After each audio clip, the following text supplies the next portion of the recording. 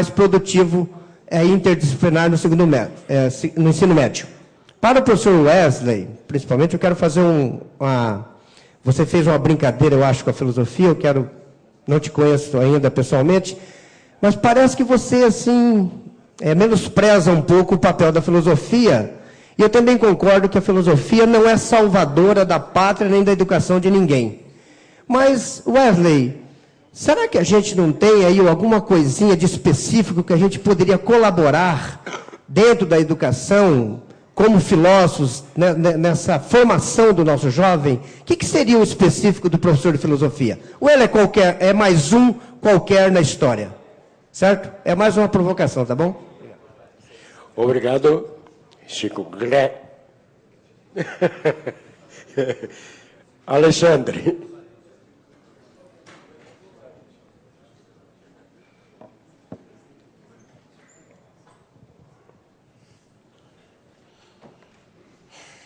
Bom dia, companheiros. A minha colocação aqui vai ser, na verdade, 3 denúncias.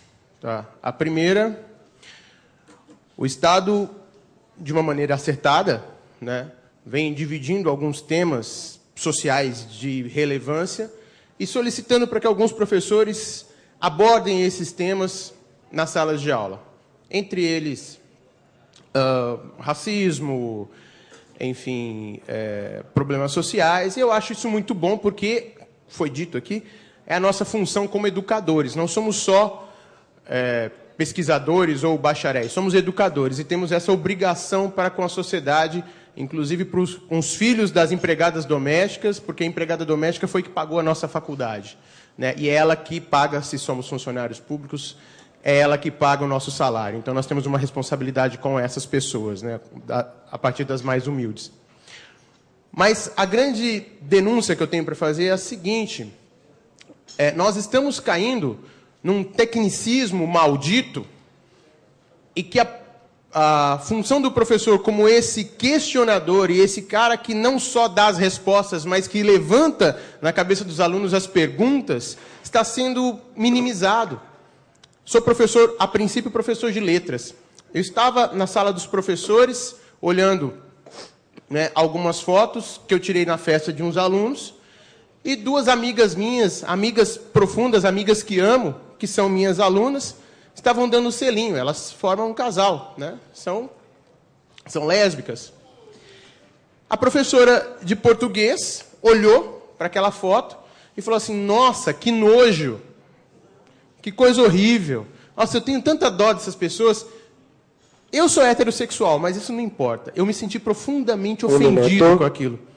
Eu fui vítima de homofobia naquele momento, porque são minhas amigas que amo, e eu senti profundamente ofendido com aquilo. E eu pergunto, que formação, que questionamentos que essa minha colega leva para as salas de aula com um pensamento tão homofóbico assim? E a segunda denúncia. Uma professora de matemática, tá, disse para mim, na ocasião da consciência negra, né, do 20 de novembro, que era inútil fazer esse tipo de coisa porque o racismo no Brasil não existia mais. E eu, como afrodescendente, de novo fiquei ofendido. A sala dos professores está se tornando, né, um Auschwitz para mim. E eu olhei e falei, poxa, ele é professor de matemática, então todas essas pesquisas que provam por A mais B que os negros estão entre os mais desempregados, entre os mais vítimas de preconceito, entre os mais vítimas, né, de baixa escolaridade. Então, quer dizer, isso tudo não é matemática, isso tudo não é ciência, né, não é uma comprovação. Então, eu queria que a mesa discutisse isso, esse papel de nós, professores de filosofia e filósofos... Obrigado, professor Alexandre. Pois não. Nesse cotidiano, nessas questões. Muito obrigado.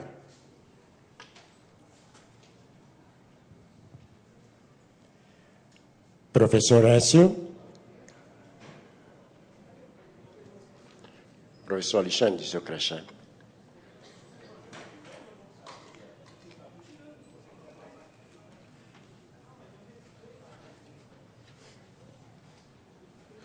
A minha escola, lá em Sapopemba, a minha clientela é formada por alunos da favela, pessoal pobre e tal, vários problemas sociais. Na minha escola, a semelhança de boa parte das escolas públicas, não tem projeto político-pedagógico. Quer dizer, tem. É aquele que um copia do outro para dar entrada lá na secretaria, para aprovar, mas ninguém sabe, nem conhece. Não foi resultado de um processo coletivo de discussão da comunidade escolar. As reuniões dos conselhos, eu faço parte, a maioria a gente só assina, não tem reunião. Assina confirmando as disposições e tal. Não existe trabalho coletivo. Boa parte das escolas são assim mesmo, né? Infelizmente. O que eu, então, quero relatar uma experiência que nós conseguimos realizar há 2 anos, já é o 2º ano. Professores de filosofia e professores de português, e alguns professores de ciência, conseguimos fazer um trabalho coletivo, multidisciplinar, através de filmes, análise da situação do bairro, da favela que eles moram, análise da escola, analisando a escola, a educação da escola, com os alunos, que escola que nós queremos, análise de situações que vêm acontecendo através de jornais, etc. Trabalhamos a lógica argumentativa. E o resultado, ano passado, que vários alunos passaram e entraram para a faculdade, inclusive para a USP. E, principalmente, a parte pelo Enem, prova do Enem. Esse ano, teve um trabalho de redação na Leste 4. A nossa escola tirou o 1º lugar. Foi, inclusive, receber um comunicado elogiando a escola, a Leste 4 elogiando a escola. O 1º lugar, o aluno, era da escola. E, na prova do Enem, se repetiu. Vários alunos entraram também para a faculdade. Isso foi um trabalho coletivo de professores, independente do trabalho coletivo que não há institucional. Mas foi um trabalho feito por nós, junto com professores de outras matérias. Essa experiência, eu acho que é válida. Pelo menos, os resultados foram positivos. Obrigado. Obrigado, professor Hércio. Professor Silvio.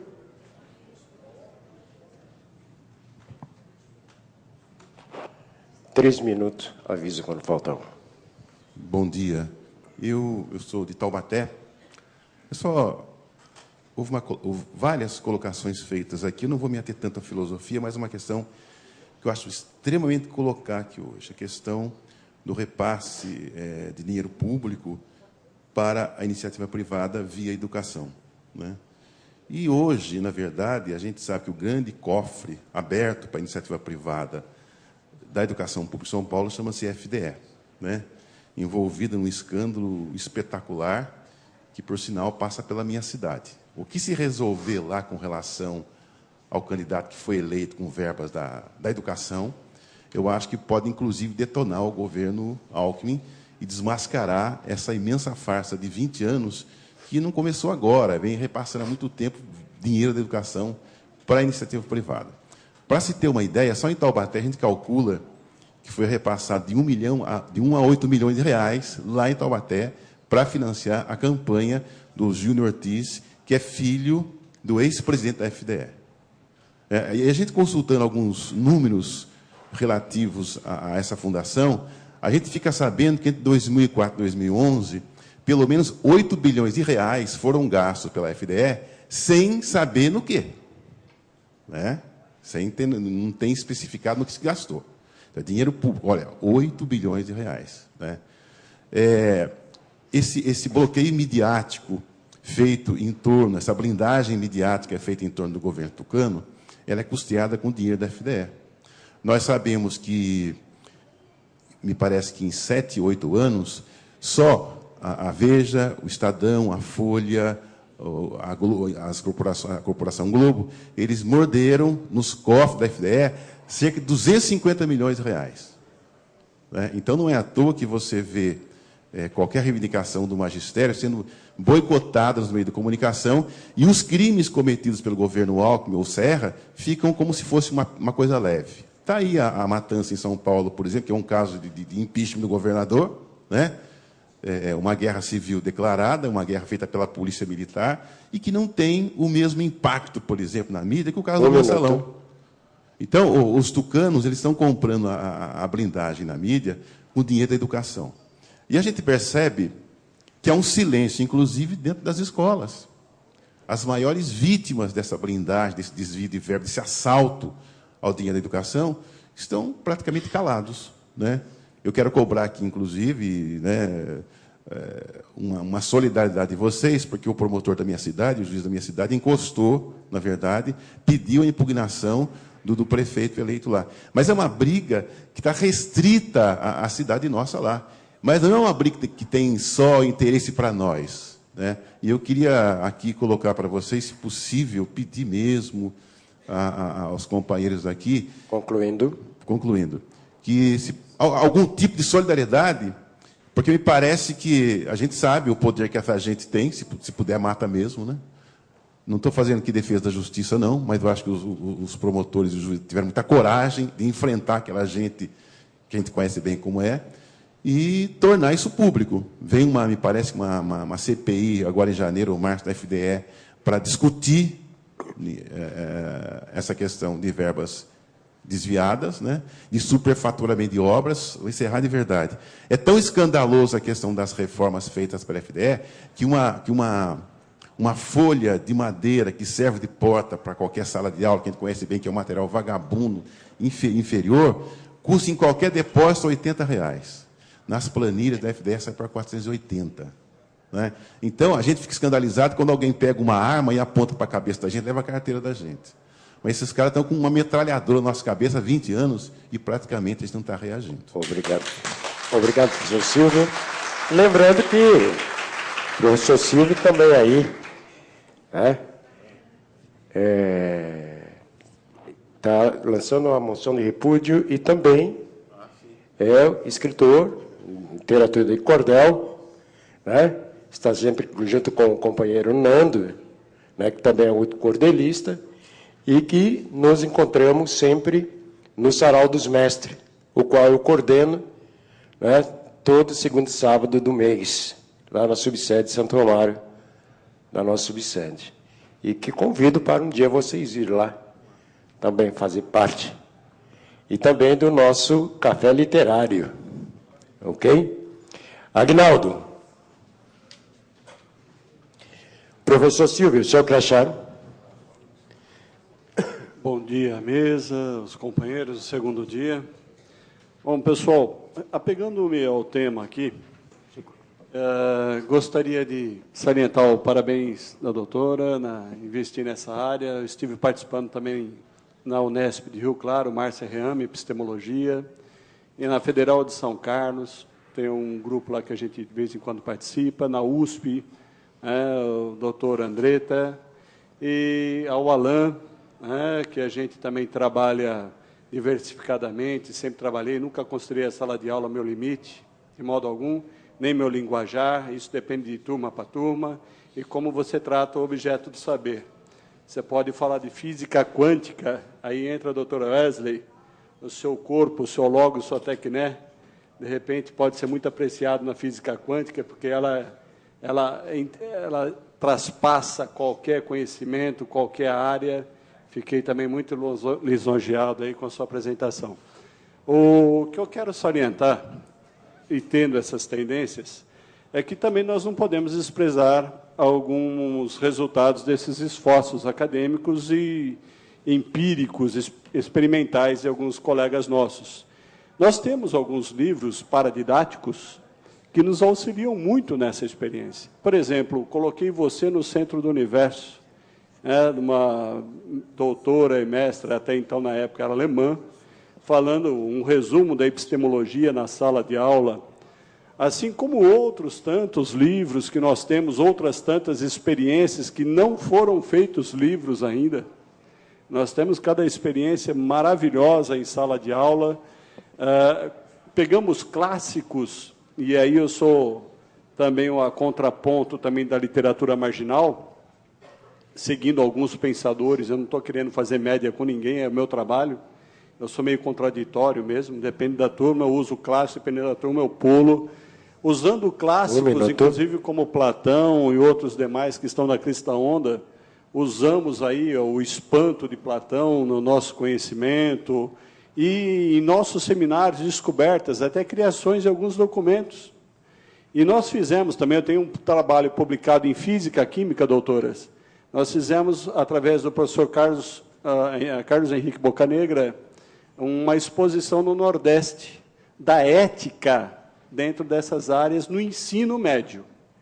E também fizemos um trabalho, isso está publicado em revista nacional, foi exposto num seminário lá no Nordeste, e nós temos também vários trabalhos, e aí eu parabenizo mais ainda vocês, da questão da presença do livro didático, que cai exatamente naquilo que o Chico estava falando.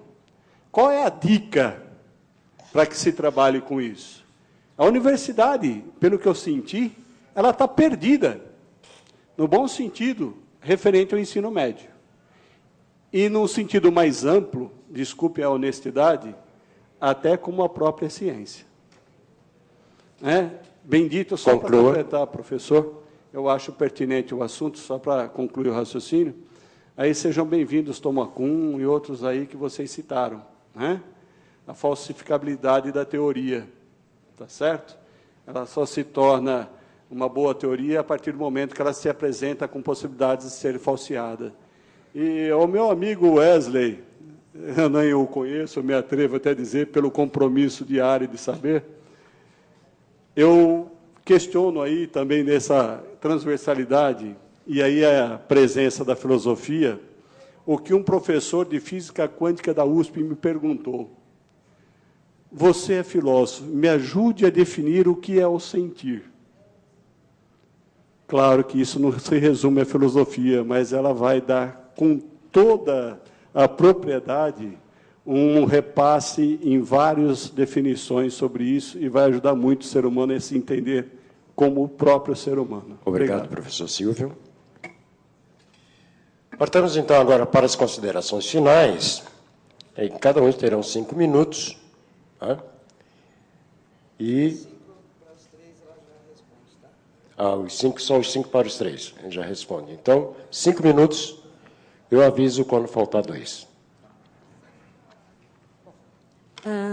O que a nossa intenção, né, de vir aqui apresentar nessa sessão de multidisciplinaridade foi falar sobre a importância de resgatar o ensino, né, que privilegia o processo de construção do conhecimento, né, e a filosofia e a história da ciência está interagindo com ela.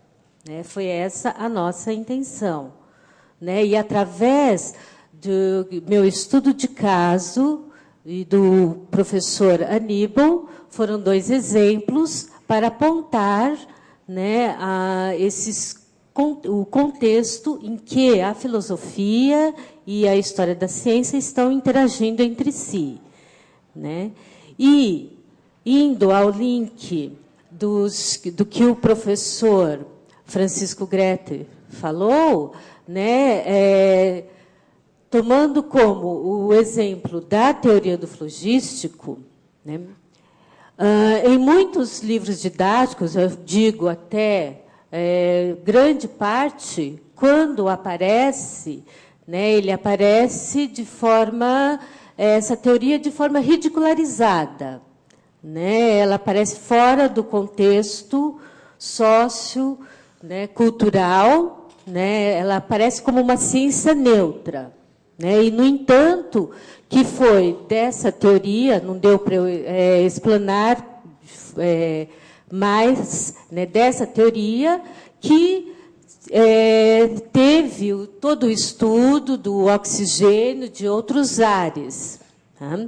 Então, esse contexto que a gente diz que ridiculariza nos livros didáticos, né, está aí, né, que os professores, que é o que nos apresentam, e que nós, da história da ciência, nós estamos tentando, né, mesmo nos meios acadêmicos, né, nós estamos cientes do que está acontecendo, nós estamos tentando trabalhar junto com vocês, né, E junto com os professores de química, com os professores de matemática, como o próprio professor que estava aqui falou que nas aulas de filosofia utiliza as outras disciplinas, né, fazer esta integração, mas utilizando os estudos de casos para mostrar a concepção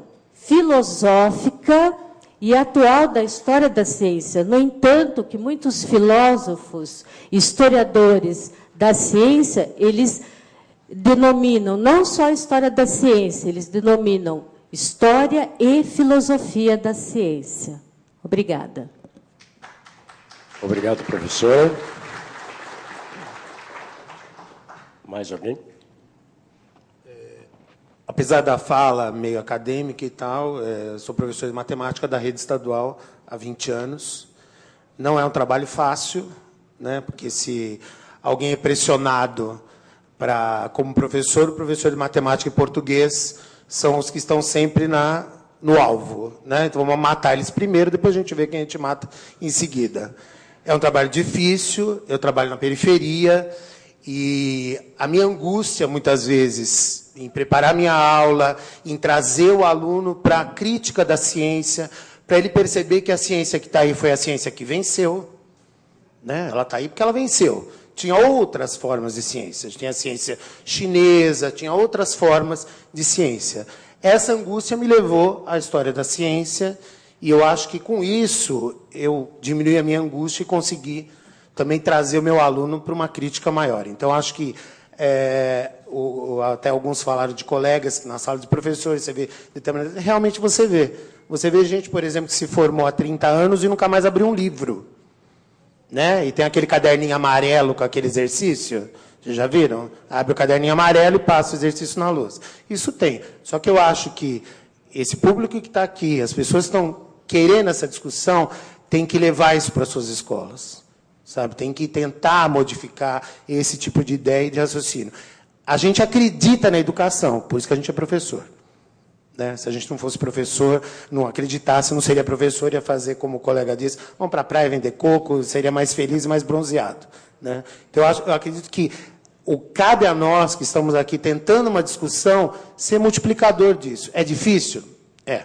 Não estou fantasiando, não. Mas se a gente ganhar um colega aí e conseguir fazer um trabalho, como o professor disse, junto com os colegas, independente do programa da escola, muitas vezes, eu acho que a gente vai estar melhorando o nosso aluno, melhorando o nosso país também. É isso. Obrigado.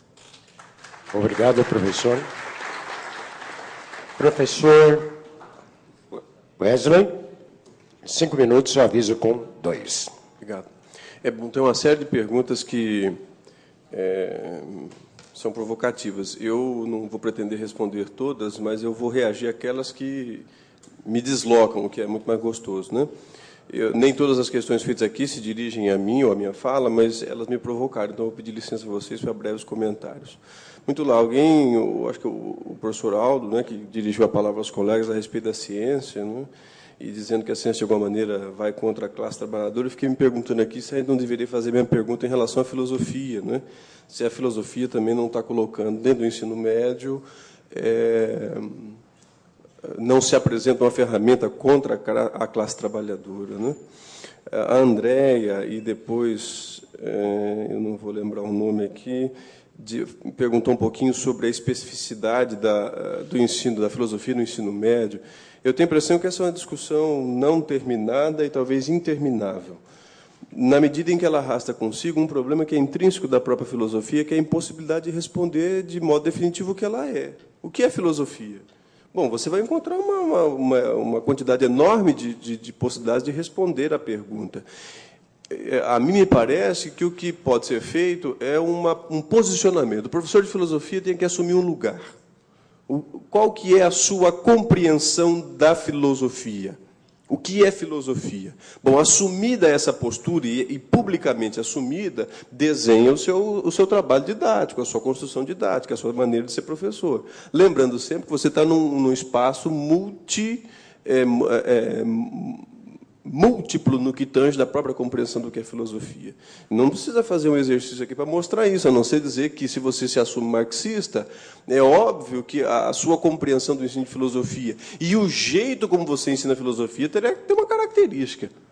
Você não pode falar de dizer que você é marxista no seu trabalho em sala de aula, mandar aluno calar a boca, você não pode falar. Quer dizer, isso seria uma incoerência. Então, assume o seu posicionamento e faz o seu trabalho. Agora, o específico da filosofia, você tem Favaretto, um monte de gente falando sobre isso, a questão da reflexão. Eu não sei o que é o específico da filosofia. Agora, eu estou convencido de que aquilo que se diz a respeito da filosofia nos PCNs e outros lugares, que diz que a tarefa da filosofia é gerar criticidade e tal, isso é um desrespeito com os outros professores da escola. Dizer que o professor de filosofia é responsável pela criticidade, pela capacidade de levar os alunos a pensarem, é um desrespeito com o professor de biologia, matemática, porque todo professor, consciente do seu papel político, do seu papel social, da seriedade do seu trabalho, apesar da precariedade das suas condições, vai conduzir os seus meninos e meninas para um olhar mais atento à sua própria realidade. Dizer que é o professor de filosofia, a filosofia que vai fazer isso, eu diria, chega a ser um desconhecimento da própria tradição filosófica, que muitas vezes colaborou para a opressão, para a discriminação, para a separação das pessoas, né? Então, eu não tenho deboche contra a filosofia. Eu não tenho deboche contra a filosofia. Eu só não sou ingênuo diante dela. Eu não esqueço que ela chega aqui no contexto da colonização do Brasil, que ela vem junto com todo o processo civilizatório que estuprou as índias, que condenou os índios ao trabalho forçado e eles não queriam saber disso. Quer dizer, a filosofia vem no bojo de uma violência cultural histórica e eu não posso esquecer disso. Porque, de alguma maneira, fazer filosofia significa dar sequência a um pensamento, que é o pensamento do outro, que não é pensamento nosso, é pensamento do europeu, que entrou aqui de modo violento. Bom, nós vamos jogar fora a filosofia agora só porque ele é um pensamento que surge de outro lugar e chega aqui no contexto da violência? Não. Mas a questão que a gente tem que se perguntar, especialmente agora, depois da obrigatoriedade do ensino de filosofia, é o que a gente vai fazer nesse espaço. Vou ensinar a tradição filosófica apenas? Bom, isso significa perpetuar o pensamento europeu. Não, eu vou ensinar o filosófico. O filosófico que não está na tradição filosófica, que é a curiosidade, que é a capacidade de perguntar. Eu fico impressionado em imaginar o que é que passava na cabeça de um Platão ou de qualquer outro pensador quando ele escreveu o que escreveu. Ele tinha uma pergunta, ele tinha uma provocação, ele tinha um incômodo, ele tinha uma raiva profunda de alguma coisa e se pôs a pensar sobre isso. Então, talvez seja o caso da gente ensinar essa raiva, de ensinar essa não temer responder às paixões, às provocações que vêm do nosso lugar. E aí, não vamos queimar os livros filosóficos. Também não precisamos queimar as apostilas, ainda que elas sejam horríveis. O que nós devemos evitar é queimar os livros, e isso eu ouvi da boca de um professor muito querido nosso, que morreu ano passado, sem a nossa autorização, o professor Danilo Diman de Almeida. Não se trata de queimar os livros. Trata-se de evitar queimar os livros que ainda não foram escritos, que são esses que estão guardados aí na cabeça de vocês, na seriedade do trabalho de vocês e no coraçãozinho dos nossos alunos e alunas. Professor. Obrigado, professor. Professor Hugo, 5 minutos, aviso quando faltar 10.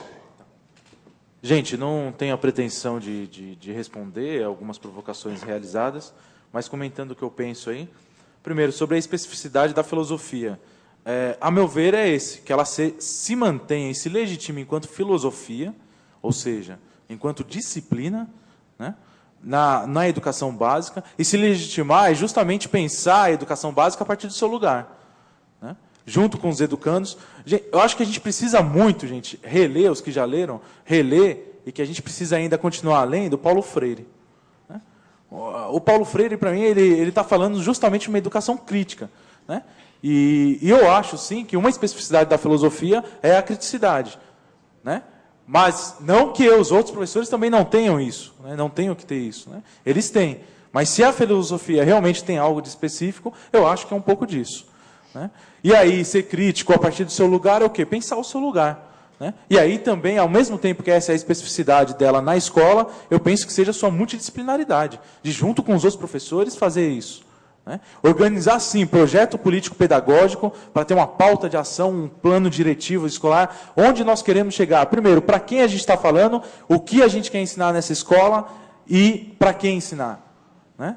Porque o ensino, a educação em geral, ela está atrelada ao modo de produção capitalista, que, no meu ver, não serve mais para as classes trabalhadoras. Tem outros modos? Tem, na história sempre houve outros modos de produção. Né?